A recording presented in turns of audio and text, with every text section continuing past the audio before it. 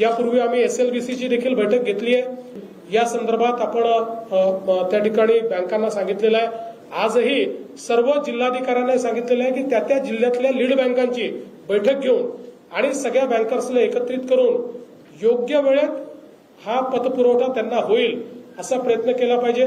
परवाच्या बैठकीत रिझर्व्ह बँकेसहित सगळ्या एसएलबीसीच्या प्रमुख बँकर्सने मान्य केलेलं आहे की कुठेही सिबिलची अट आम्ही ठेवणार नाही आणि त्या संदर्भात त्यांनी हेही मान्य केलं आहे की एखाद्या ब्रँचमध्ये जर सिबिलची मागणी करण्यात आली तर त्या ब्रँचवर आम्ही कारवाई करू। त्यामुळे त्याच्याकडेही आमचं अतिशय बारीक लक्ष जे आहे हे या ठिकाणी असणार आहे।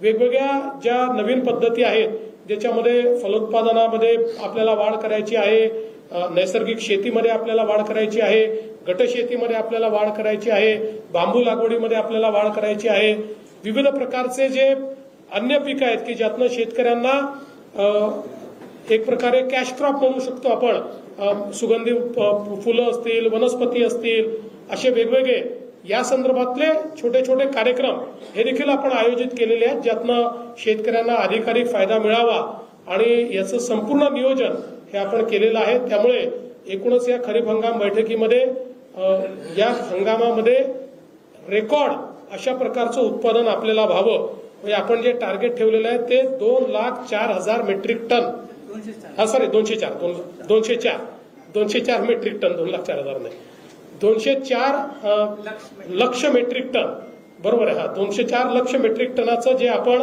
लक्ष या ठिकाणी ठेवलेलं आहे हे आतापर्यंतचं म्हणजे या वर्षीचं आपलं 1.87 झालेलं आहे तर त्या तुलनेमध्ये त्याच्याही पेक्षा जास्त हे लक्ष आपण यावर्षी ठेवलेलं आहे।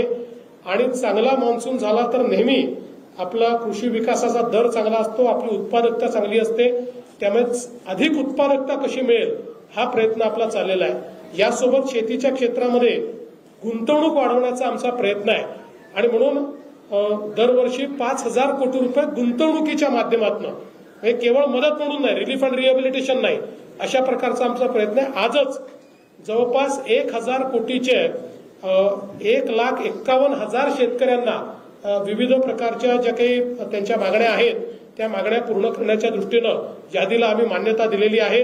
आता फर्स्ट कम फर्स्ट सर्व्ह बेसिसवर आमच्या पोर्टलवर ते जशी मागणी करतील त्या हिशोबाने त्यांना त्या ठिकाणी अर्थातच फंड्सच्या उपलब्धतेप्रमाणे त्या वस्तू मिळतील अशा प्रकारची व्यवस्था आपण केलेली आहे। त्यामुळे मला असं वाटतं की ज्या इन्व्हेस्टमेंटमुळे शेती शाश्वत करणे आणि शेतीची उत्पादकता वाढवणे अशा प्रकारची मदत देखील आपल्याला मिळेल। मला असं वाटतं की एक चांगला हंगाम करण्याच्या दृष्टीनं आमचा प्रयत्न आहे। अर्थातच या सगळ्या काळामध्ये वातावरणातल्या बदलामुळे काही डिझास्टर्सचा सामना देखील करावा लागेल। कधी अतिवृष्टी होते, कधी एखाद्या भागामध्ये खूप मोठ्या प्रमाणात पाऊस येतो, असे जे काही वेगवेगळ्या गोष्टी आहेत, अगदी अतिवृष्टीमुळे कधी दुबार पेरणी करावी लागते, कधी उभ्या पिकांना त्याचं नुकसान होतं, या घटना अलीकडच्या काळात मोठ्या प्रमाणात घडतात। त्याची अर्ली वॉर्निंग आपल्याला कशी देता येईल हा प्रयत्न मात्र आमचा यावेळी आयएमडीच्या मदतीने राहणार आहे। त्या संदर्भात एक डिसिमिनेशनची सिस्टीम देखील आम्ही तयार केलेली आहे, त्याचा देखील आम्ही प्रयत्न करू। त्यामुळे या खरीप हंगामाच्या आमच्या सर्व शेतकऱ्यांना मी अतिशय मनपूर्वक शुभेच्छा देतो।